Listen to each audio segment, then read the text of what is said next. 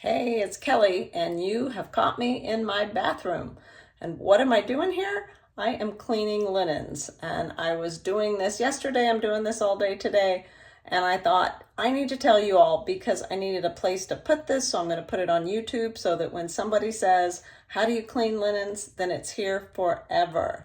So I'm going to tell you how I do it, what I start with.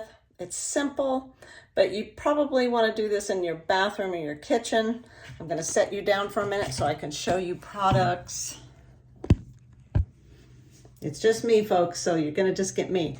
So what I'm using today, I usually use Retro Clean. So Retro Clean, I can put a link down in the description. Retro Clean is something called sodium perborate. So that is the active powder ingredient. Someone gave me a bucket that they had left over of Restoration. Restoration is also sodium perborate. So that's what you're looking for. It is gentle on old linens. It's safe. It will take out yellowing. It will take out, takes out years and years of dirt. It probably will not take out grease. So then you might want to use a Blue Dawn liquid, or a Blue Dawn soap soak. But this is what I start out with all the time. You use about a tablespoon per quart, so about 4 tablespoons per gallon. And I start out in a tub. You need to soak your things in hot water. So this works best with hot water. So if you're working with a small amount, you want to put that maybe in a glass bowl that you could put in your microwave every now and then, because the heat is what makes the process work. So I just start with hot water from my bathtub. So, 4 tablespoons per gallon, a splash of ammonia. So a splash of ammonia to kill mold spores, mildew, and spores, because this will kill spores. And it's just, a splash, no measurement, just pour splash. It will kill anything that's not supposed to be there. And you can use vinegar. I don't have as good a luck with vinegar. I have a really bad mold allergy, so I go to the tough stuff. But you're going to rinse this really well, so don't worry about it hurting your linens. I've done this for 10 plus years, and this works. Let's run around over here. I always have a pile, so let's turn you around. Oh, I can't turn you around. So this is my pile of things. I always keep a pile on my countertop. If somebody comes to my house and uses my bathroom, they're just going to have to deal with linens because it's what's always here. There's always some on my floor. So here is a tub that I just started, and it has an old quilt top in it. Can you see the water? It is brown, brown, brown. It's a 1930s feed sack top. You don't ever want to agitate, so this is what I do. I soak in a tub and use hot water. All right, here I am again. So that's going to soak for the rest of the day. It's about 1 o'clock in the afternoon right now.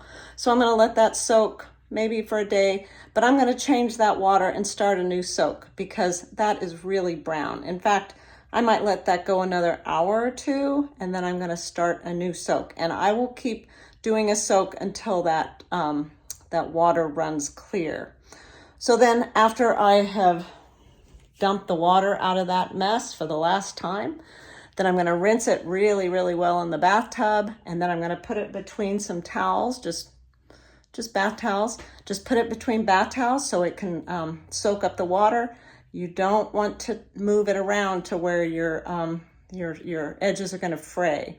So you just want a very gentle moving around soak. Go squish it maybe every 30 minutes. Move it around, get some of that dirt out. Rinse it well after maybe 12 hours, even overnight of soaking. Rinse well, pat between your towels. And then if it's summertime or spring or you have green grass, then you take it outside. So let's go outside because I've already done one batch. So one batch of linens went out to the grass. And you're gonna ask me lots of questions. You're gonna say, is that safe? Aren't your linens gonna get grass stained? No, because I'm not mushing it into the grass. Nobody's gonna step on it, nobody's gonna mash it in. So I'm gonna turn you around. I can't turn you on my video, I don't know why, but I'm gonna turn you around and you'll see what it looks like on my yard.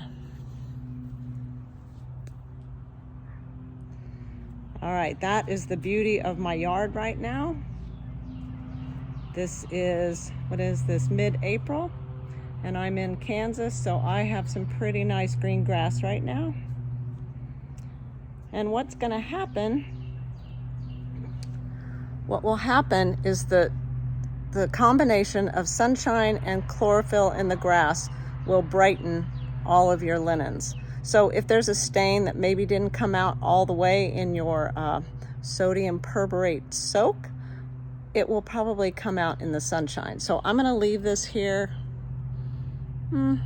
probably till the sun almost goes down. It will whiten, it will brighten. It's not gonna take the color out of things in that little short time. I've got some feed sacks down there. You just can't even believe the difference. When I first started doing this, I took 2 linens and I soaked them the same way. They were the same linen, just 2 different pieces.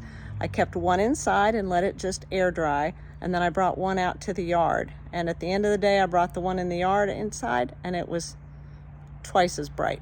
So if you want to get bright white linens like your grandmas used to do, just lay it on the grass. Now, if you have birds, dogs, cats, you may not be able to do this, but during the winter, I just put out a drying rack in my bathroom and I can dry everything there. But I don't do any machine drying, no machine washing, no machine agitating, okay? This is all very gently done.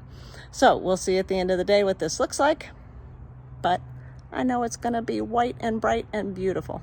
So I hope that helped you, and I'll put links to the detergents in the description below, okay? You guys have a great day. Bye-bye.